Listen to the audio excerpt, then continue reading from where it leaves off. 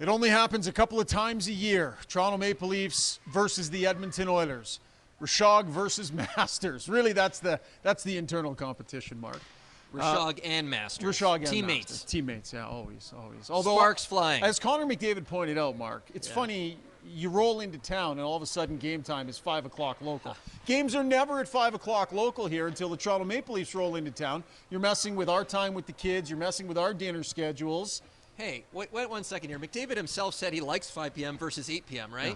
If it wasn't the Leafs, he'd be staying up all hours of the night. This is actually good for the Oilers that it's an earlier start, and good for the media too, I think. Is. Yeah, I'm picking a bit of a fight here for no reason. We love no morning skates, right? So for media guys, that's kind of a... I like that this came up as a storyline today because it will get me ready for Saturday in Vancouver, next week Saturday in Vancouver, because that always comes up. So it was a nice little change of pace that we had that storyline for this Edmonton game. Okay, so there are some pretty juicy storylines heading into this game. One of them is not going to be the rematch between Darnell Nurse and Ryan Reaves, by the way. And Darnell Nurse made it clear, even if Reaves was playing, it's not something he felt he needed to address. His job is to shut down some of the Leafs' top players. So wasn't something I was expecting him to go out there, a score that he felt he needed to settle, but Reaves isn't going to be in the lineup anyways, Mark. Well, I mean, it certainly doesn't look like he will be. John Tavares and Matthew Knies back in their regular spots at practice, and that means Reaves was skating as an extra. And you're right, like Nurse was saying, he's not looking for that. He's too important to get mixed up with that. He's got to stay on the ice. Reaves is a fourth-line player. But we were both wondering, what sort of emotions might be involved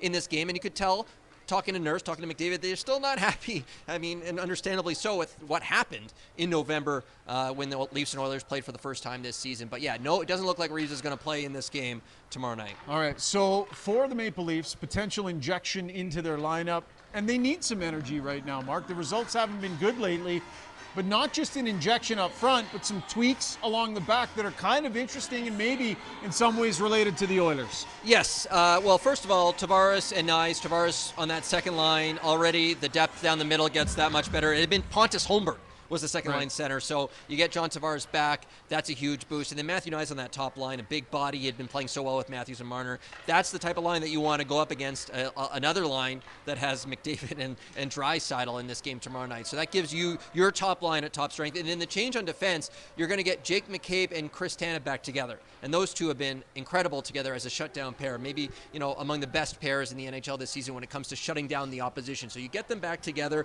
And Morgan Rielly's really been struggling. They're trying to get him going. He had been playing with McCabe, which had forced McCabe over to his offside. So now you get McCabe back to his strong side, and Rielly's going to play with Oliver Ekman-Larsson, who has to shift to his offside. Not an ideal situation, but they're trying different things to get Rielly going. Craig Berube met with Rielly today to try and, give him a pep talk, get him going here a little bit.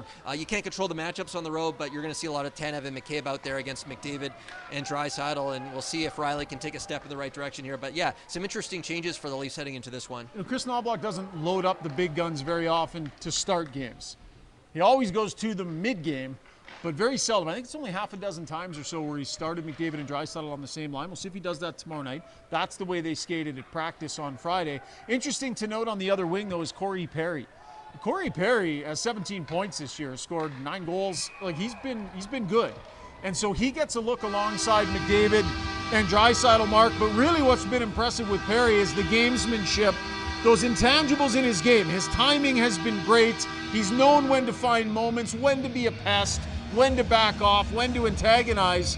And I can't help but thinking of Leafs, Oilers, power-on-power matchup. That'll be an interesting dynamic to inject into a top line. Yeah, it's always a little extra energy, right? I mean, it's we had the Canadian division, and there's a lot of games there, but this matchup brings out, it seems like, the best in both teams, a lot of energy, a lot of edginess, and Perry's been a Leafs killer, and he's the one who got away, for a lot of Leafs fans, right? Local guy, seems like he wanted to play for the Leafs, it never ended up happening, and now he plays the Leafs, and he always seems to make an impact. So, and interesting to see him on the top line. I kind of had to do a double take at practice to him, like, is Perry skating with McDavid and Draisaitl, but based on what you just said, it makes sense with how he's playing.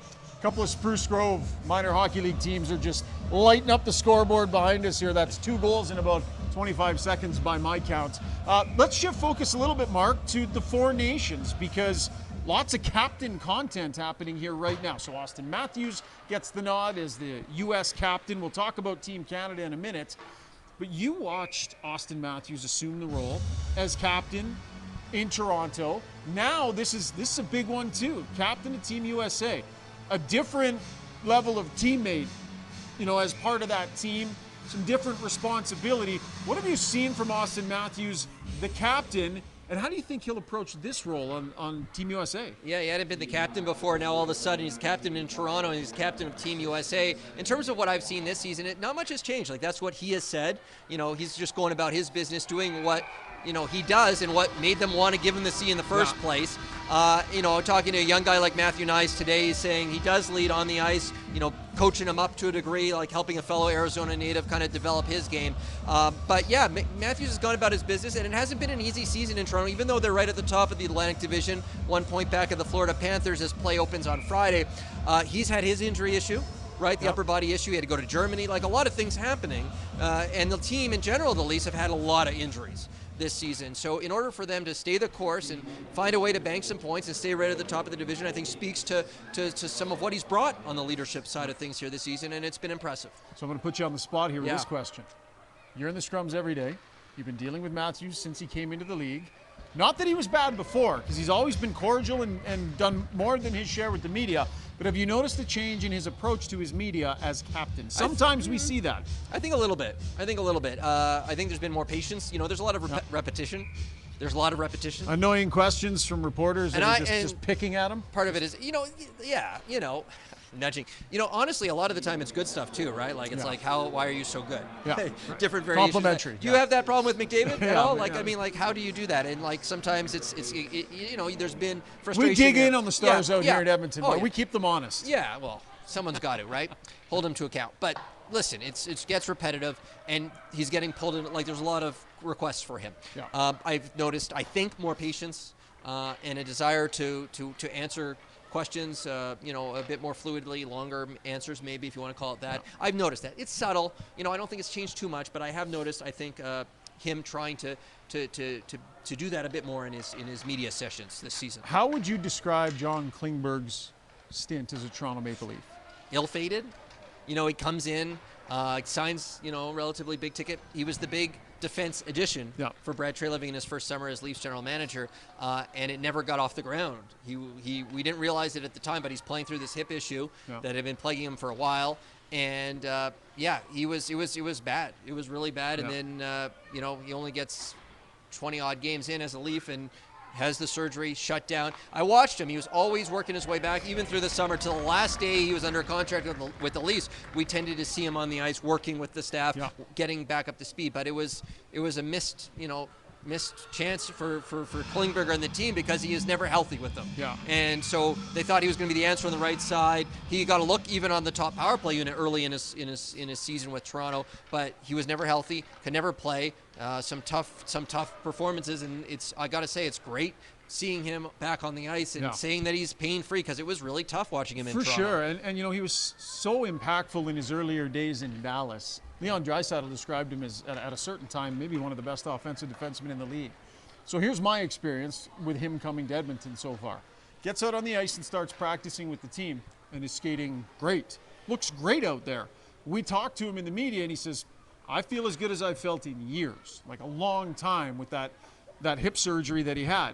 Then he goes out and plays in the first game and is handling the puck with his head up. He looks good. He looks sharp. He's snapping pucks around to Connor McDavid. He's making great plays. He's absorbing contact. He's not shying away from it. Played 15 and change, maybe up around 16 minutes. He looked really, really good. Chris Knobloch referred to him as potentially a top 4 option. You can't help but think that your NHL life flashes before your eyes after the experience you described. And here he is trying to grab back onto it, Mark. This could be a pretty major shift for the Oilers. If that's his starting point, I would say pretty good early signs on John Klingberg. And I should provide you an update with the latest injury-plagued Leafs blue liner that was brought in with a summer signing, Yanni Hakanpää. Right, he hasn't played since that last Leafs-Oilers game back in November, but he's been practicing, he's been skating. But today we were here at practice, no Yanni Hakanpää. He stayed back in Toronto, apparently just to skate on his own. And Craig Berube didn't have any sort of update. Says it's a tough one. He can't really tell. Remember, Hakanpää's on Finland's Four Nations roster. Okay, like he's expected to play in the Four Nations face-off, but we haven't seen him. He's had the knee issue. He had to have another procedure on that, and they thought, maybe he could help them on the penalty kill. When he was in the lineup, he was playing with Morgan Rielly as that kind of big shutdown guy that could balance out Rielly. They just haven't had him this year, and I don't know. Like, it doesn't look like he's going to be a factor for them, and that's led to a lot of speculation and talk that they might need to add a defenseman again to play with Rielly or just to bolster the blue line here. So it was another interesting development with the latest injury-plagued Leafs blue liner. So for the last year and a half, we've been doing these hits online with Gino Reda. I think my personal record is a 13-minuter with him. Dave, are we close to that yet? You're over 13. Oh, boy. Are we over 13 minutes? So we've gold, beaten my record with Gino Reda. Take that, Gino. This was a pleasure. One more thing to add here, Mark, as we address Dave Parker, our ace camera guy.